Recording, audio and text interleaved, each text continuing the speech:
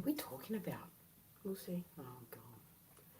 Hello, everyone, and welcome to She's of Love.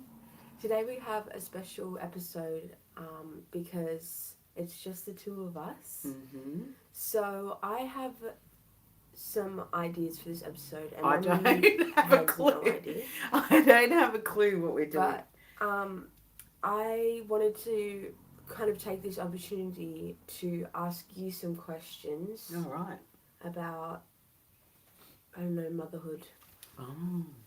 Yeah, and just Not that I'm an expert or anything. no, but just your experience personally, and I think from there we'll kind of just go on different tangents as we usually do. Yeah. Yeah, and I want to say to whoever's tuning in, we're a little bit free flow today, so I'll be checking the comments. So if you have questions you want to ask us, or if you want to make a statement, or if you want to add anything, I'll be checking the comments on Facebook. So join us in the comments, and we'll get to them. When I see them. Amazing. Yeah. Okay. So the first question that I have for you is, what was the first year of motherhood like for you? Oh my God, it was so hard. Mm. It was so hard because I didn't know what I was doing. Yeah. And it was all so new to me that I was just, it felt like I was like constantly failing because I didn't ever feel like I was in control. And of course, being in control was my thing. Yeah. So you can't control another human being. No. And I wanted to do a really good job, and I always felt like I was, because I wasn't like mastering it. Well, I didn't feel like I was. And I was constantly judging myself. I didn't have family around me because we were living in Perth at the time. And all my family were in Sydney and all Dad's family were in England. And I'd never really had many conversations with my mother about motherhood. She wasn't approachable in that way to me. And I didn't have many friends who had kids. I think in my friend group I was the first to have children. And there was a lot about being a parent that people just didn't talk about. Yeah, I think that's something that is, well, I don't know what the solution to this problem is, but when you become a parent, you can read as many books as you want, but nothing is going to prepare you for actually experiencing it. Like, there's so many little things. I mean, even just birth in itself, you know. Yeah, because we don't, the hospital system doesn't give the power to the mother. Yeah, but women don't talk about it with each other either because it's such a personal thing, you know, it's such a private But I think area.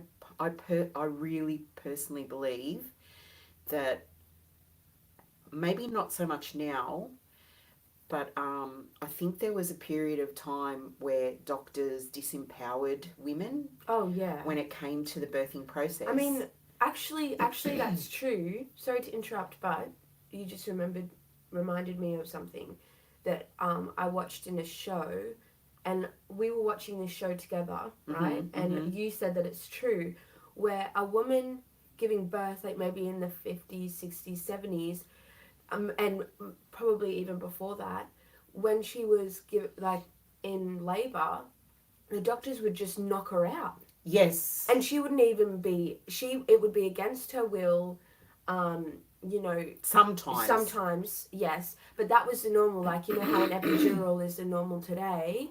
It was a normal thing back then. To have general anaesthetic. If you're going to the hospital. And to me, that just, and again, no judgment on the women's side, but just the fact I think that that was even considered by I the think that practice was, you know, it was allowed to happen, or it was easy to happen. Because they didn't have to deal with the woman. Yeah, and because women didn't have like the women's circle where they would help the woman birth the child, and they would be there, and all the women would be around her, and there would be knowledge passed down from generation to generation, and the older women who'd been through it would help the younger women through it. Yeah. That connection was lost. Yeah. And so women weren't knowledgeable, because all that knowledge that had been handed down, which was sacred, really, Yeah. it was sacred knowledge, it had been lost, and there was a disconnect and a broken link in the chain, which the medical field filled. And so doctors then became the knowledgeable ones, and women were afraid. Because I know I was afraid, because it was all medical. It wasn't. I had never been sacred. No, I'd never been taught that. My body it has a language, and that I could do this without doctor's intervention, and it was actually frowned upon to have a home birth. Yeah, and it still is a little bit today. And it was considered irresponsible. Yeah, and I've got another story about that actually. But before I share that, one thing that came to mind was, at the time during when women would be put under general anesthetic for their birth, and that time of disconnect, women not having community. Yeah. One thing that, like, the reason why that is so, I think, is a huge testament to modern day, where we do have more community and we do have more knowledge that maybe we have to find ourselves, that isn't passed down, but at least that option is there for us. Because, just less than 100 years ago, we were coming out of a society of women's just, I don't know, utter destruction of the feminine. Like, women weren't allowed. Another reason women didn't know about birth is because they didn't even know, women wouldn't talk about it.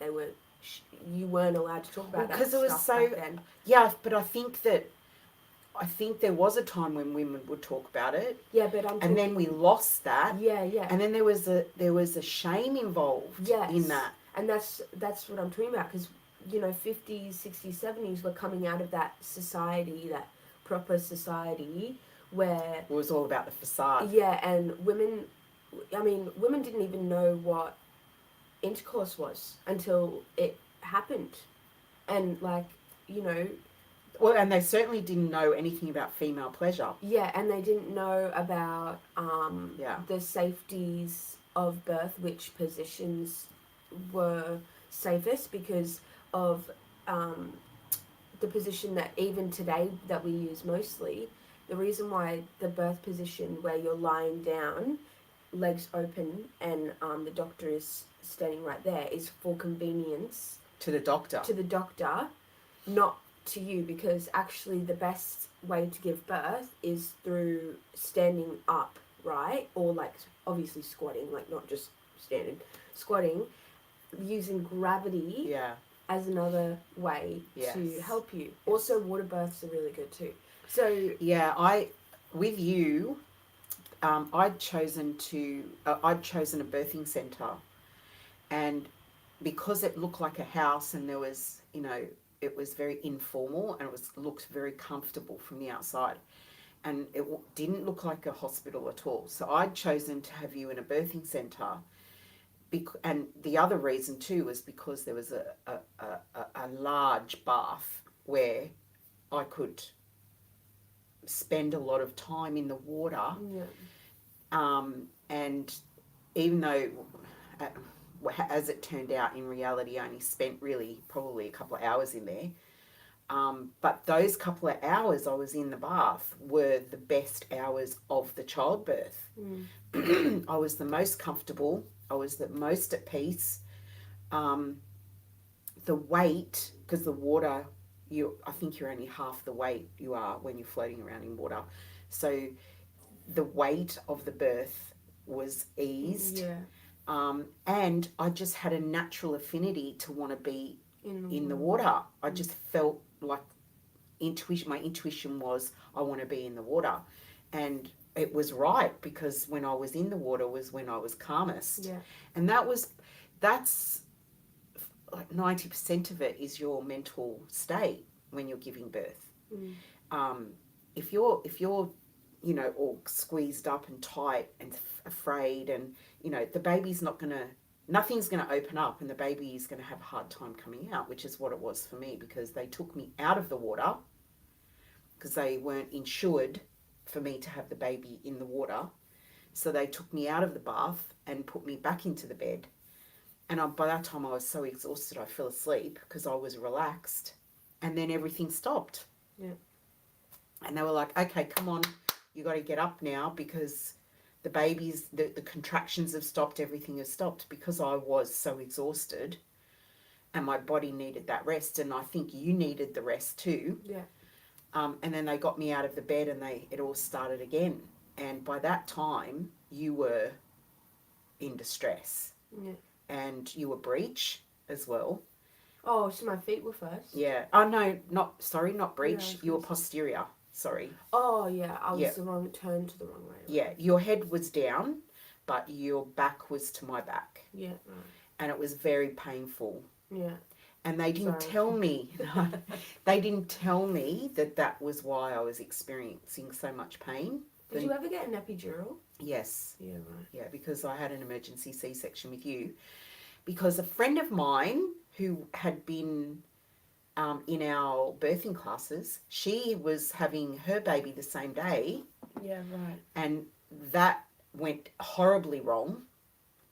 And that was a forceps birth. And she'd torn, and the baby had swallowed the... Oh, the poo. Yeah, I can't remember what it's called. It starts with M. Oh, the poor thing. Yes, he was a little boy, and he had swallowed. And so, which can happen in stressful births. And so they were like, okay, we're not having that happen here. Yeah. We're doing an emergency C-section. We're not going to wait any longer. Yeah. Because back then, the good thing about the hospital that I was in was that they tried every last thing for the woman to have a natural birth if that's what she wanted. Yeah. They really tried hard. Yeah. By the time I got pregnant again with your brother, that had all changed. Yeah. Like the doctors were like a lot more cautious, and they were like, no, we're having a planned C-section, and they didn't want, particularly if you'd already had a C-section, they didn't want you to try and have a normal birth after that. So yeah, it was all about risk management, it was all about insurance, like all of that stuff comes into play and is a controlling factor. Yeah. And because I think women, we have an innate knowing in our bodies, and that's something that I would encourage you to develop in your body, is that innate knowing, because it's there and it's real, and the more calm and collected you are, and the more confident you are in your body performing as it should, the more you will have a great experience having a baby, because that's 90% of it. Yeah. Yeah, right. It's your mindset. Yeah. And I think, nowadays I give big ups to... Props, yeah, that's the word. Props to how far we've come in such little time. Like, just in the 21st century. Yeah, maybe this whole experience of women losing that connection with each other, the generational connection being there for the birth and things like that has happened to allow women to find that innate knowledge in themselves, and generate it from their own body rather than through the generations. Yeah. Because once that connection is gone, unless you have someone in your life that has knowledge and can pass it on to you, where do you get it from? Yeah. You know, you get it from books, you get it from the internet, you get it from friends. I mean, I didn't have the internet as much, like it wasn't as prevalent as it is now. But I had girlfriends after you were born, you had trouble sleeping.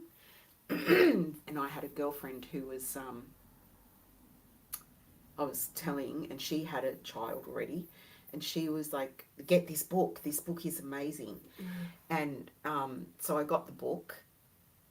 It was by a midwife. And in the book, there were all these strict routines about feeding and things like that, because once I left the hospital, they were advocates of demand feeding. So you would just, and I didn't know what I was doing. Yeah, of course. And so every time you cried, I'd just put you on the boob. Yeah. And that wasn't necessarily the right thing to do either. Yeah. Because doesn't really set up the baby for knowing how the real world works. Well, and not only that, I like the information I was given is, you know, the baby is crying because it's hungry, but it's not the only reason. Yeah. Like if I would check if you were, you know, your nappy was dry, that you had, you know, been fed and everything was good. I didn't understand why you were crying. Yeah. And so I went to this, it's like Tresillian here in Sydney, but it wasn't called that over in WA. And they did a sleep study on you, and they, you know, kind of helped me to figure out what it was, why you just wouldn't settle. And their conclusion was that you were tired and you weren't sleeping enough. And they blamed Dad. Oh, really? Yeah, they blamed Dad. They said that he was nervous around you, and you crying would make him want to pick you up. I mean, that's his instinct, and that's a parent's instinct. Of course you want to pick your child up when the child is crying. But back then it was all about controlled crying and getting you to soothe yourself to sleep. And now, of course, we know that those techniques don't actually work, that they just make the baby more anxious. Yeah. And that, you know, co-sleeping is normal. Yeah. Because I was co-sleeping with you. Co-sleeping is normal. That all these parenting feelings that you have, that you want to protect your child and you want to keep your child close, and, you know, you want the baby to latch and to feel safe, and all of that stuff is normal. But back then it was all like you're coddling your child, you're you know, you're spoiling them. And I mean, you can't spoil a baby. You can't spoil a baby. Yeah. You know, and it was like this constant mother's guilt that I was doing everything wrong. Yeah. You know, because I wanted to hold you and I wanted to, you know, let you sleep in my arms. And so what I would do is I got one of those stretchy baby carriers, you know, those, it was like a big ring of material. Kind of yeah. And I'd put you in that, and you would be on my chest, and I would wash the dishes, and you know, I mean, it was very different to what I was used to, because I was very independent, and now I had this little baby who was dependent on me for everything, so I had to carry you around everywhere. Yeah. And there were times where Dad would put you in the car and drive you around the block Yeah. to get you to go to sleep. Yeah. And I would take you out in the pram, and we would go for walks around the neighbourhood to get you to sleep. Yeah. Because anything quiet and anything peaceful, you were not having it. Yeah, you were not. Bryn, completely different. Her brother was completely different. Like, he would sleep in his little, he had a little bassinet thing. Yeah. And he would sleep in that next to me. And he was quite happy to do that. But no, Juliet had to be moved and rocked and held, and yeah. My next question is, what do you want most for me and Bryn? Oh, happiness. That's the easy one. Yeah, happiness, whatever it is, for you to find your true north, and for you to find Yeah. satisfaction and happiness in your life in that. So if that means going out and experiencing everything in life to figure out what that is, then that's what I want for you. Yeah. If you, even if you like, no, I don't need to do that, I'm just happy being at home, then fine. But for you to have the permission in yourself, there's no judgment here. Yeah. Whatever it is that you need to do to make yourself happy, I support that. Yeah, okay. Yeah. Well, my next question is going to be an interesting one. Oh, okay. Well, what is the best and the worst part of getting older? Okay, yeah. Okay, I'll start with the worst and Yeah. I'll finish with the best Yeah, because I want to that's finish on a positive. Yeah. The worst is definitely creaky, the physical side of it, like not feeling, you know, your brain is like go, go, go and your body doesn't keep up with it. Yeah. Yeah. And it's just natural things like, you know, when you get out of the chair and it's like, oh. Yeah. You know, your body gets stiff quicker and things like that. Yeah. So you definitely constantly being reminded of your humanness Yeah. and your body. When you're young, you don't think about your body whatsoever. Yeah, it's not a thing in your brain. Yeah. And I think the best thing is how much I have to be grateful for. Yeah. Because when you're young, you don't see your life as being rich and being full of beauty. But as you get older, you start to recognize, like, for example,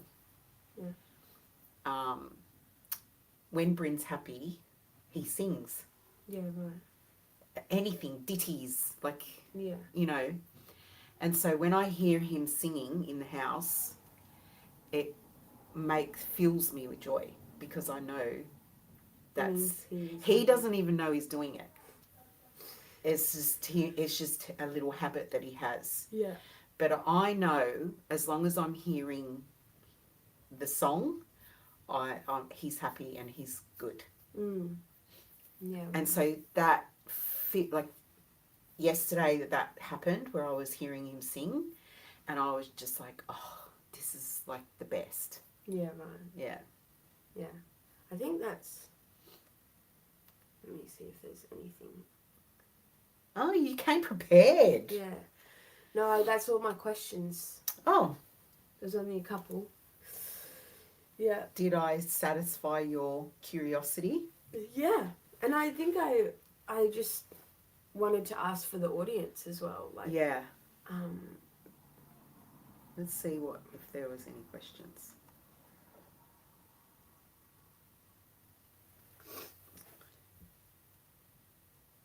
Oh, Mandy's. Hey, Mandy. Yeah, so I want to say like Mandy, you're a mum, or any of the mums who are watching, if you have anything to add to Juliet's questions, and even if you're watching the video after the live in replay, ask them or contribute because we'll go back into the post, even hours later, days later, to have a look at who's asked questions or who's participated, to say hello and to answer your questions or to comment or whatever. So yeah, even in the replay, if you're seeing this days later, make a comment and we'll get to it and we'll talk to you in the comments. Definitely. Yeah. So, okay, I'm going to ask you a couple off the top of my head. Okay. Do you remember being little in Perth? Do you remember Perth at all? I have one memory, and that's of me eating a cockroach. You remember that? I think so. I don't know if my brain is making it up because it's a story that you've told me over and over again, but I do remember crawling, seeing it, because it was already dead on the floor. Yes. Putting it in my mouth, and I remember the TV was on. Yes. And I think there was like, I don't remember what show. Possibly. Do you remember the reaction that I had? No. I think I managed to contain my horror enough so I didn't scare you. Yeah. Because that was like, I didn't want, because I was like, oh my God, she's got a cockroach in her mouth. Because I remember. Okay, let me just reiterate. I was like, not even one. No. So. I think you were about 10 or 11 months. Yeah, okay. So, back off in the comments if anyone's going to say anything. Thank you. I don't think our audience would. I don't think they would find that really funny. But yeah, it still makes me cringe to this day. You were a really curious child. Mm. She was really curious about everything. And like we would bring, so there was like this one time we brought all the shopping home and all the bags were on the floor in the kitchen while we were putting them away. And of course Juliet got into one of the bags and opened, we used to buy this moisturizer from I remember this story. From the supermarket. It was a big tub like this. I don't know how she did it, but she got her little hands on the lid and managed to get it open. I moisturized it. It was like 30 seconds. That's still a long time for And a I baby. turned around and she was covered. How the hell she got all this moisturizer on her? It's almost like she dived into the tub. How she was everywhere in her hair, all over her clothes, all over her face, in her mouth. She was scooping handfuls of it and eating it. Yum. Yeah. No, thanks. Yeah, I don't have any other memories other than I just remember what it looked like. Like I remember the close wire. I don't know what it's called. The one that spins. Yeah, the Hills hoist. Yeah, the Hills hoist in the backyard. Washing line. Yeah. And I remember what the house kind of looked like a little bit. Yeah. But other than that, I don't remember anything else from Perth. A lot of my memories are of like, I don't know, just wanting fairies to be real. And mushrooms and yeah, that sort of thing. Yeah. But yeah, I had pretty good I had a pretty good childhood. I just don't remember Perth that much. Yeah. I remember taking you to daycare the first time. And it was literally up the road from our house. Yeah, right. So we could walk there. Yeah. And I was very skeptical about leaving you there. I think you were just over 1. And I was maybe even 2. Yeah. Yeah, I think you were probably about 2 years old. And I was skeptical about leaving you there, but I was like, I had this self-talk that was like, come on, buck up and be strong. And so I was like, okay, you can do this. And we took you there and you were quite happy being there as long as we were there with you. But the second we left, apparently, because we weren't there, but we were told that you were not very happy. You didn't settle very well. Well, it came to the next day. Yeah. And we were trying to open the door and we were carrying you like this, or you may have even been in the pram. And we were trying to open the door and your feet on the door. And you were like, nah, I ain't going. And you started screaming and your feet, we couldn't open the door because you were blocking it. And every time we tried to get you through the door, your feet were trying to stop us from going in. You did not want to go.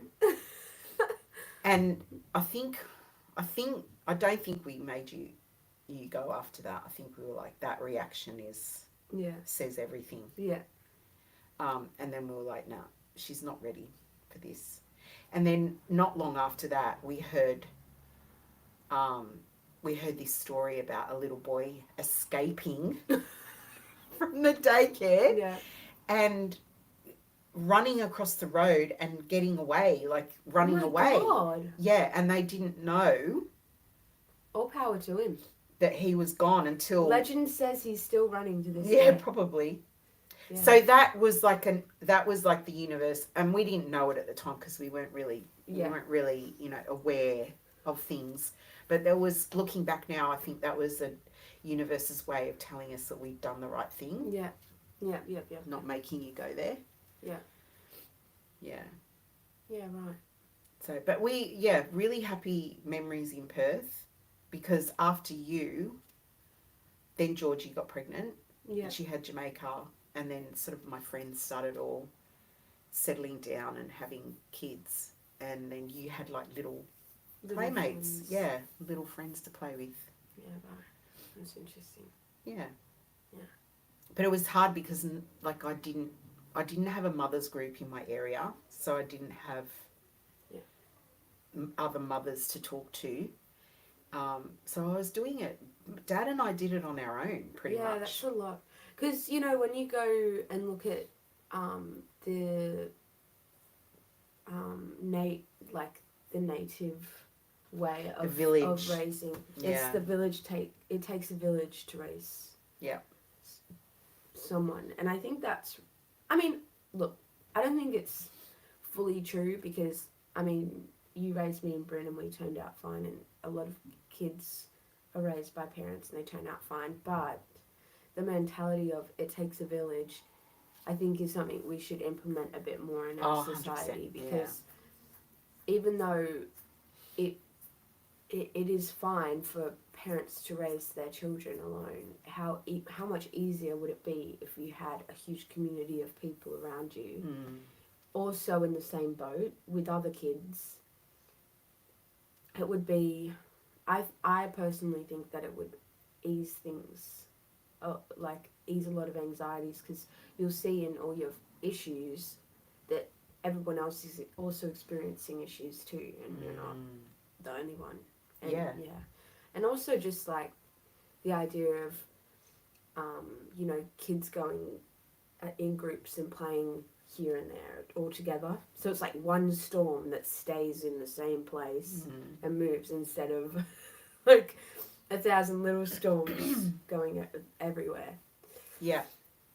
Yeah, so I don't know, but I don't know. I think when you're kids and you've got your group of friends, it's so formative because you're influenced by those children. yeah, that's true. So, and then, you grow up and then you get to choose who your friends are. So for some people, if they have a group of good friends, that's great. But if you get in with a group of kids that aren't great for you, or are a bad influence in your life, or are constantly arguing, or constantly, making drama or jealous, and they're creating drama in your life, or they're targeting you or whatever, which is very common. Yeah. That can be, well, any kind of pressure is good pressure sometimes, but it can also, send people in the wrong direction as well. Yeah. Yeah, definitely. No, it can, and I experienced that myself. But I think, for me, you chose. You experienced that yourself, but you chose to yourself. You chose, okay, this is not good for me. I'm going to go and find another group of friends. I did that so many times, and Yeah. it never worked until recently. Yeah. But you've got to keep going until it does work, don't you? Yeah, exactly. I was watching this thing yesterday. I think it was Britain's Got Talent or something, one of those talent shows. And this young man came out, and he was born with no legs. It was a very, very rare condition. Yeah. And his parents weren't equipped, let's put it that way. And they gave him up. So he went into the foster system. And he was telling the story. His father was in prison and his mother was a drug addict. And he went into the foster care system, and till he was 17, he'd been bandied around different homes, and he had been physically and mentally abused in that time. Yeah, of course. And he got to the age of 17 and he was almost out of the system and homeless, until this woman took him in and adopted him and loved him and cared for him, and he became a straight A student.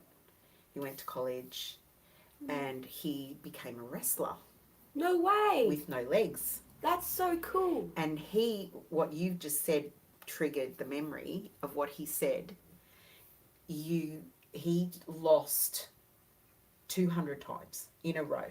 Yeah. He lost every tournament, every match. Yeah, right. He lost, and he wanted to give up.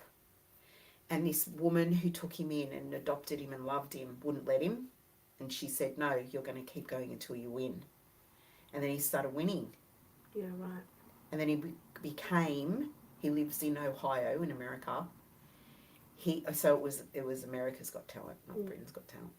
And he became third highest in the state with no legs. And he went on the show, and people like this they inspire me no end. He got on the show and he said, the reason why I'm coming on the show is because I want to show the world what it looks like to have the feeling of no excuses in your body. Yeah. I'm getting goosebumps. That's amazing. So that's affirmation to me, that it doesn't matter how many times you fail. Yeah. It doesn't matter, because that's the journey. Yeah. It's every time you fail, it's teaching you what not to do in the face of winning. So on the journey to winning. So eventually, if you keep going, you'll win, because eventually you will have learned everything that you need to learn about failing. Yeah. Because it's the same as children who are walking. They don't go, oh, I fell down 200 times, I'm going to give up and not walk. They just keep going until they learn to walk. The same as motherhood. I felt like such a failure when I had you, because I felt like I didn't know what I was doing and I was doing everything wrong. But I didn't give up. Yeah. My love for you kept me going. Yeah. Because I knew I had a baby who was reliant on me. If I'd given up, you know, like what are you going to do if I give up? Of course. And that didn't stop me from having more children as well. Yeah. So that's, you know, when you look at it like that, when you see it through those eyes, which is why I loved that video so much. When you see it through those eyes, you're like, yes, like that's... Yeah. You found your friends. You've got a fantastic group of friends now that I actually love and adore. Yeah. So you kept going until you found the people that clicked with you. Yeah. Yeah, definitely. That's it. Just keep going. Yeah. Good message there, Mum. Yeah, I thought so. I loved it when I watched it. So I might put it, if I find it, I'll put it in the comments section. I'll put a link down there. Yeah, that's actually really sick. Yeah. I'm going to see if we've got anyone.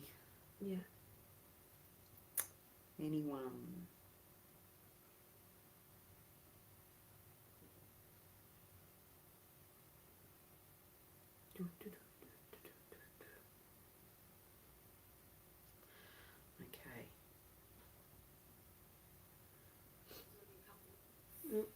Here we go. Oh. So Julie Persson, Just the Two of Us is a great song.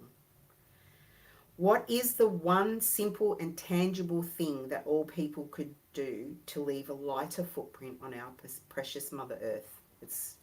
Wait, Julie is asking of you. what is one simple and tangible thing that all people could do to have a lighter footprint on our planet? Oh, okay. I love this question because when it comes to the argument of, or not the argument, I don't want to say the argument, the discussion of climate change, My perspective is very much central to respecting how sacred Mother Earth is. That's how I think about it, which is why I love this question, because I can see that, Julie, you have the same thoughts. So, to me, it's not about zero waste or Yeah, or so true.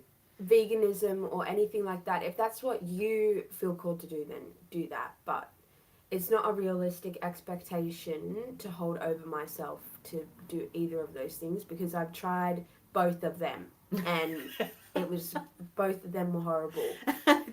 For you. For me, yes. So the best way that I reduce my footprint on Earth is through mindset of any time that I throw rubbish on the ground, not that I ever do, but I'm just using it as an example, I see that as disrespecting Mother Earth, and therefore respect. disrespecting myself, Yes. because my body is also an aspect of Mother Earth. So when I'm disrespecting my body, say I'm eating something that I can tell my body doesn't want, or isn't serving my body, because, by the way, you can have food that isn't healthy, but it can still serve your body in a way. Like, it can still... Has a purpose. Yeah. But, like, if I'm eating those kinds of food and it's not serving me and I can feel that it's not serving me, I see that as me not respecting myself. And then I also kind of put it into aspect of not respecting Mother Earth either, because usually those kinds of foods are hurting Mother Earth as well. So I cut down on junk foods and things like fast foods, because I know that those businesses you don't want to support that. Yeah. those businesses and their behavior. So I reduce junk food and buying from those huge companies, and I prefer to buy from smaller... It might be the same food, but, like, okay, for example, we have a local chicken shop that sells, like, really good roast chicken, like rotisserie style, and then also really good chips and, like, salads and everything. We call it favourite chicken. We call it favourite chicken because I love it, and it's our favourite, and I'll buy chips from there if I just want to get chips, right, and I don't want anything else. I'll buy my chips from there because I know I'm supporting a family business. They're going to be really good. They taste better than anywhere else anyways. And also the ingredients aren't like mass produced, GMO. Well, they're probably GMO, but like the potatoes that McDonald's use and all that type of thing. It's not like that. So, yeah, one thing is respecting Mother Nature through making sure I'm putting rubbish in the bin or not buying things with so much packaging. And then the second thing is supporting local businesses or small businesses instead of larger businesses. And when I do have access to it, I haven't been doing it at the moment because of where I live, but because there's not one super close by. But I shop at farmers markets a lot. When I was living in a beach town, I was buying a lot of my groceries from markets and local farmers, and it was actually turned out to be a lot cheaper that way because you can be really smart about it. If you go to markets at the end of the day when they're about to close, a lot of market vendors just want to get rid of stock, and so they'll give it to you for really cheap. That's a really good tip, by the way. And so I would always go at the end of the market. We used to have a market stall, so Yeah. we used to shop when Juliet was younger. We used to do our shop at the market because we had a market stall. Yeah. And so I think you probably learned a few things from that. Definitely. Yeah. Yeah. So buying locally, respecting Mother Nature. Oh, another really good thing that I've been meaning to do and haven't been doing yet, I haven't started it yet, is actually making offerings to Mother Nature, because and it doesn't have to be anything huge, but just writing a letter on, you know, paper, obviously, and burying it under a tree, and you can write the letter to the tree or something. Or you can even make art out of like shells or pine cones that you find in the area nearby. Make a little mandala, and you can stick it under there. And I know that isn't technically, you know, it's not really it's not necessarily anything physical in terms of healing our planet, but it is, because Yeah, I think it you're is. giving back respect, and it's a mindset thing. When you get into the headspace that Mother Nature is a living being and not just a thing that we're living on, this practice of, you know, giving her offerings really sets that tone for how you live your life. I think there's magic in that. There is magic in that, and Yeah. I believe that, you know, when you respect nature, nature respects you as well, and that comes in terms of your body, and because again, we're nature, so when you respect your body begins to respect you. And I think it's the same with Mother Nature. I mean, all those movies about, like, there's a mindset here in a way that people live where you can be surrounded by nature, and if you're not respecting nature, like, think about loggers and things like that, they don't have a peaceful existence until you're peaceful in yourself. And when you Well, that's not just loggers, that's anything. no, but yeah, that's anything. But also, in this example, loggers and things like that, when they're not respecting the environment that they're in and they're using it, that you can tell that that person is not happy, that isn't at their best, you know. Oh, because they're doing a Because destructive they're behaviour. doing a destructive behaviour, and shows that they don't That's respect. a really good way of looking at it. And then if you look at even the crazy hippies, if you want to use them as an example, like, yeah, okay, I'm sure there's a lot of other things going on there, but they respect themselves, they respect their bodies, they respect You're nature. so funny, Juliet. I love crazy hippies, but I'm just using it as an example. The crazy hippies. Some would say you're a crazy hippie. Yeah, but I'm not really. No, you're not. But I might look like one, but I'm not. Yeah, so the crazy hippies, they're respecting nature, and I think they're a lot happier and they're a lot more at peace in their being. I know in my experience, because I've lived obviously in a city and also with crazy hippies, and I would much rather take the crazy hippies any day. Why do I find that so funny? But yeah, that's kind of how I'm, you know, dealing with the whole climate change thing, because, or not climate change, but just Mother Earth in general, because there's a lot of hopelessness. Yeah, that's that what goes around. That's what I want to. That's what I wanted to touch on actually.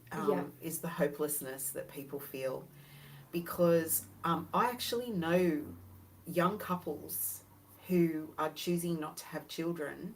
Yeah. Well, the excuse they're giving, like, there's probably deep reasons why they're not, but the excuse that they're using to the world out here where we live is climate change, and the world is going to end, so they're not going to have kids because they don't want to bring children into a world like this. And that's a hopelessness that is shocking to me, because I don't live like that. I live with hope. And I do truly believe that we have the power, as long as we take the scales off our eyes and we're willing to look at reality and look at ourselves in reality, and we take responsibility for the choices that we make. We can change things very quickly. And, you know, when we look at the narrative that's in the media and that transfers into collective, that things are hopeless and that we're all going to need to move to Mars. That type of narrative, I don't think it serves us. And so I really believe that if we can love ourselves enough to tell ourselves the truth and to see that that's a lie, and to see that we have the power to live peacefully on the earth with a lighter footprint and respect Mother Earth, if we can love ourselves enough to give ourselves that hope, then it will change. Then we will be living on this earth with respect for Mother Earth and for nature. And she will love us back. That's how the cycle starts, is that we believe that we're worthy enough. Well, she already does love us. Yes, but how do we know that until we love ourselves and can feel it? Yeah, that's very true. You know what I mean? Like she's loving us because she exists and she's here for us and she gives us all this beauty and food and water and, you know, everything we need. But if we don't love ourselves, we can't see that, we can't feel that.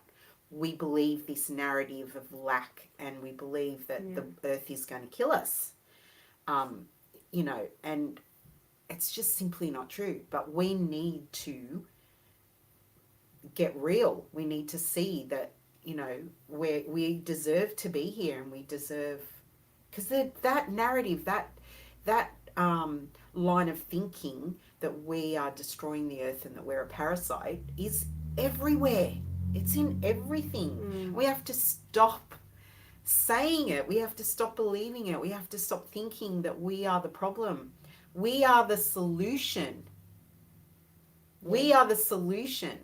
When we say, okay, I'm gonna stop hating on humanity, and I'm gonna be, you know, I'm part of nature, and I'm gonna love that part of myself, and I'm gonna give back. That's when the tides will turn. Yeah. And that's how I do it. And I think we got to stop overcomplicating it. Yeah, 100%. I think it's so simple. Yeah. And I say we as a society, not as individuals, but like we as a society need to stop overcomplicating this process of you know, reducing our footprint, because it is up to us individually how to do it, and it's actually so easy. Like, you shop locally. If you just choose one change to shop locally, that isn't just one decision. I mean, it is one decision, but it doesn't have one outcome. It has an outcome for usually shop locally, local shops, their produce, or even markets, their produce, the pesticides that they use are more natural.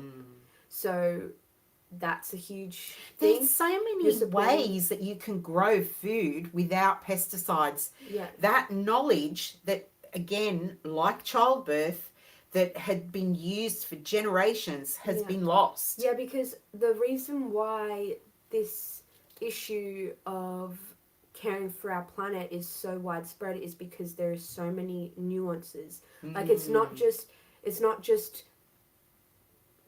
growing produce now, it's what pesticides can we use to kill all the bugs. In almond farming, they literally breed bees to kill them, and that's why the bees are dying, is because of almond farms, because they breed bees. I don't know if they breed. I think they get bees specifically. I don't know if they buy it. Can you buy a bee farms? Yes. Yeah, like, okay, so they get bees, they have bee farms or something, and then they release the bees onto their farm to, like, grow the almonds and pollinate everything, and then they kill them. and then the bees die because I don't know how. From the pesticides. Yeah, I think so, but the bees die. I don't know the details of this, but I just know this is what happens.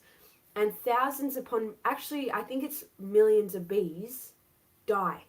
So they bring the bees vegans in. talk about that? So they bring the bees in to pollinate, and then something happens, and those bees die. All those bees die, and they can't be used for anything else. And then they bring more in for the next year. Yes, And That's it's just so strange. yeah, I don't know how it works. I know it makes, I'm not explaining it well because I don't know the details, but it's like a huge issue. And there was like a couple years there where Almond farming, I have heard, is extremely hard on the environment. yeah, it is. And So all these people buying almond milk and yeah, because they want to 'Cause be they're better for vegan. the environment and they're vegan and stuff. But see, this is the thing, right? This is what gets me, is that if you make a decision in your life where you put your dollars, right? Yeah. Where you decide to put your dollars is a huge decision, really, in the chain of industry. Yeah. Because if everybody's going to put their money into almond milk, this, It's probably worse than regular. it could be 9% of the milk market is almond milk. I don't know what the percentage is, but it used to be 0 and now it's 9%. Like, that's a huge uptake. And so people deciding, I'm going to be a vegan and I love almond milk, so I'm going to do that. Please do your research, because where you put your dollars matters. Where you put your dollars matters. It's like you were saying, you don't go to fast food chains, like big fast food chains, because you don't agree with their methods. Yeah. You don't like how McDonald's makes the farmer put certain pesticides on their potatoes, because McDonald's will not buy a potato that has a black spot on it. And that variety of potato that they like are very big and long, because they want the big long fries out of it, so they can poke up out of their packaging. And they sit nicely in that packaging that they have. Yeah. And so they get the farmer to grow a certain variety of potato, and then they have, at which that variety has black dots on them, and they don't like the black dots. So they have to kill all the bugs that make those black dots on that variety of potato. And so because, they're highly, highly pesticided, and the chemicals are like so bad, the farmer actually will not go out into the field for a week after they've sprayed, because they know how bad it is. And I'm eating But see, we don't know that. When you go to McDonald's and you purchase your fries, you don't know that, because you haven't done your research in it. Like toxic ways. Yeah, it's the same with Monsanto, and Roundup. Yeah. The history of that chemical, if you look into it, it's mind-boggling. I mean, it used to be a derivative of Agent Orange in the war. Like, Monsanto was the people that created those chemicals. My God. And then after the war, so they were needed during the war, and they were created during the war, and then after the war they were no longer needed. So they had all this knowledge and all these chemicals, they didn't know what to do with it. So they started making pesticides. And farmers and people who spray this stuff out in the fields are getting cancer. And they're actually taking Monsanto to court, and I think they won in the States recently.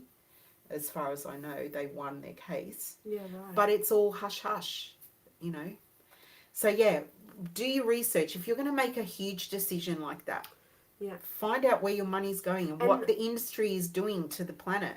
Yeah.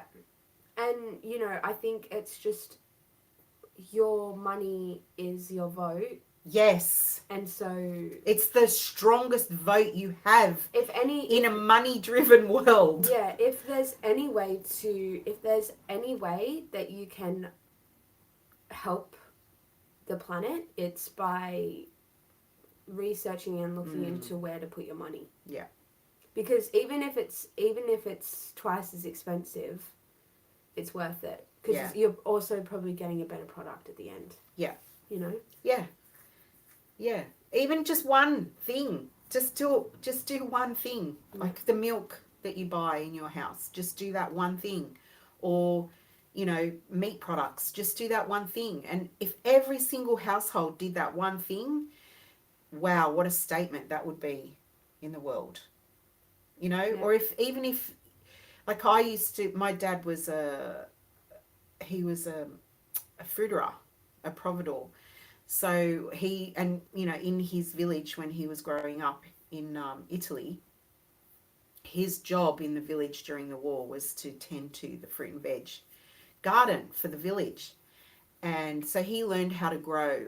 My dad, he could throw a tomato just in the dirt and it would grow. And he would have an abundance of tomatoes in his garden. And I've tried that. And I tell you what, it's not that easy. But he could do it. And he taught me through watching him do those things in the garden and take such pride in his garden, how easy it is actually at the end of the day to put, where you put your love and attention, you will reap the rewards. And so when I had my own family, when I had Juliet, I started to want to grow a garden and have food in the garden. And now I'm a huge advocate for fruit trees and not having lawn and having a food forest on your property. And I used to write a blog about it. Do you remember that? Yeah. I used to write a blog, and then my dad got sick and I stopped. But yeah, it's, if you were to just grow herbs on a balcony, if you were in a unit and you had a herb garden in a pot out on your balcony, I mean, that's something. Mm. And imagine if everybody did it. Imagine if every neighborhood, instead of having just grass out on their verge, had a fruit tree, and everybody shared their fruit from the fruit tree. It would be amazing. Yeah. Yeah. So, Julie, you've got another question. To me, what is something your grandchildren will have to face that your children did not in their childhood? My thinking is connection. It's not as easy to connect.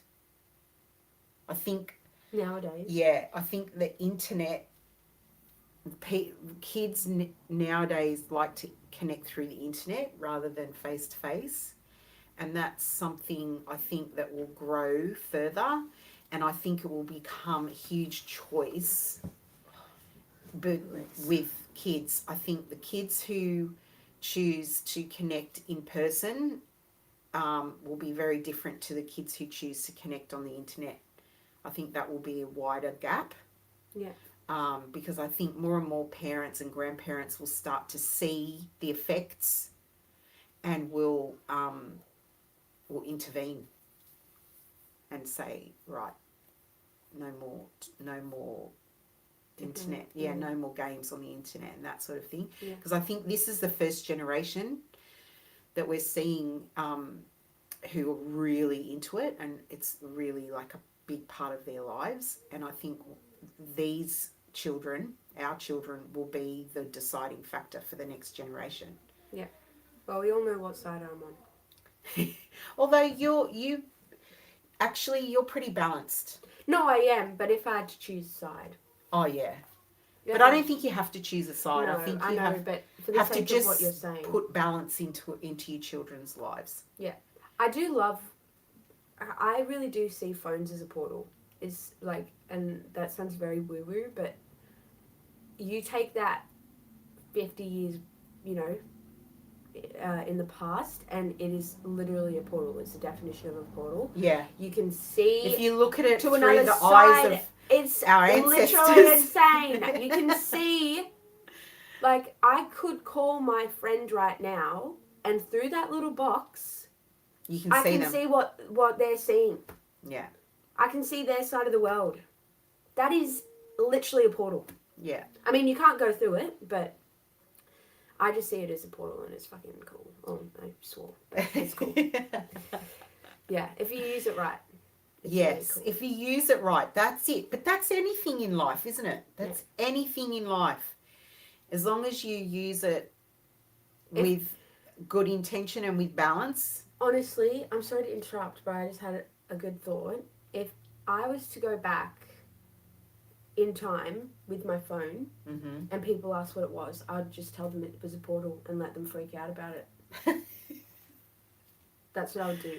But they probably freak out about it anyway. Because Yeah, they would but just look at it and go, what the hell? But then, like, along with me being like, yeah, we just all have these things and they're portals, so And it would be, I think it would really up the ante on how like crazy it is In your mind or in their minds? in their minds. Yeah, right.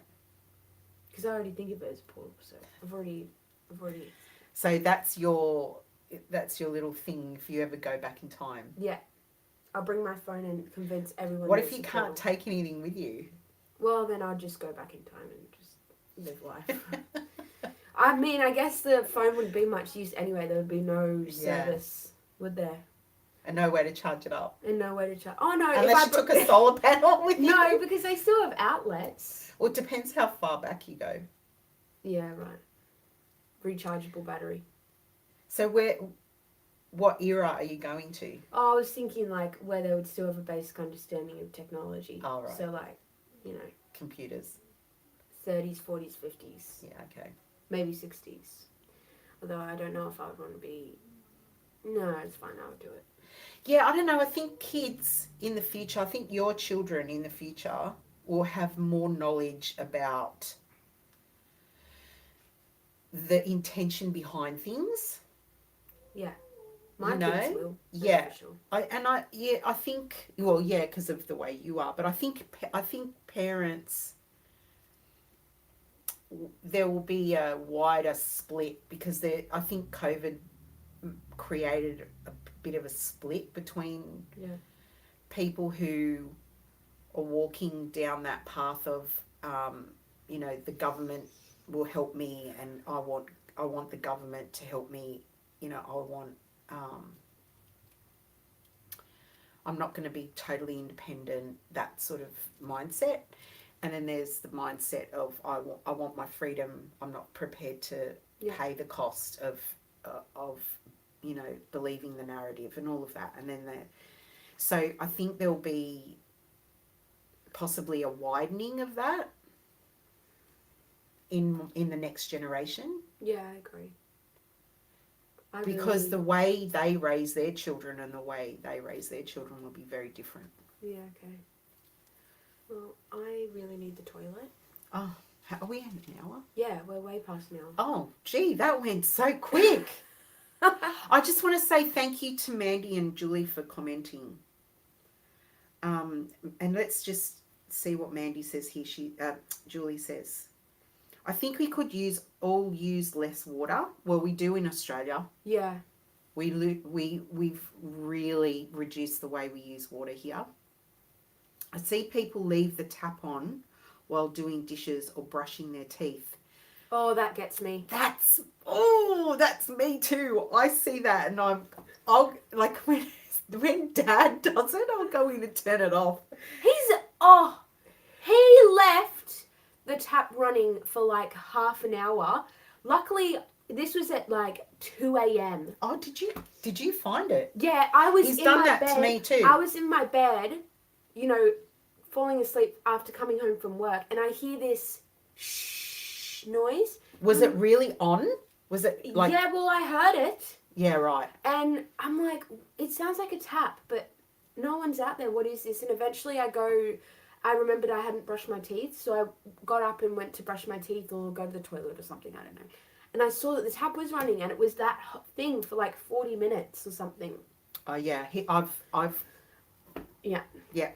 found him do that too. Or having the spigot on full throttle when a smaller stream would be equally effective. Yeah. We also shower and bathe way too often. Yeah, I totally agree. Twice a day is just unnecessary. I am a clean freak, but I only shower twice a week. All right. Go, Julie. High five. That's me too. I can take sponge baths and wash my face in between. Yeah. I think buying used clothes and used things in general is good. Yes, yeah, we do I that. actually forgot to say that one. Yes. All my clothes are secondhand. This is this is how we live too. Yeah. We also buy secondhand furniture and secondhand cars. Yeah. I also think not buying GMO food is important. Also, if we have less clothes, sheets, towels, etc., then we have less to wash. We need towels, etc., then we need to consume our own and less. Yeah. Consume and own less. Sorry, I'm losing my way. We need to consume and own less. If I were queen of the world, nothing that was not biodegradable and could Yeah. not be recycled would not be allowed to be manufactured. Period. Well, in Australia, plastic straws are illegal. Oh, they're banned now. You have to use paper. We have metal straws. Yeah. But I'm saying in restaurants, Oh yeah, if you go Like- out and buy something, it's a paper straw. But Yeah, we have metal straws at home.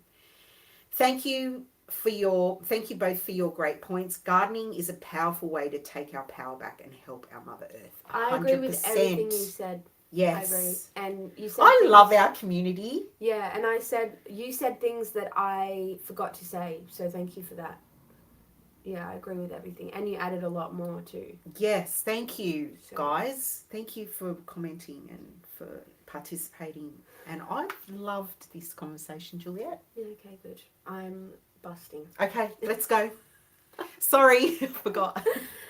Thank you, everyone. Mwah. See you Goodbye. next week. See you next Bye. week.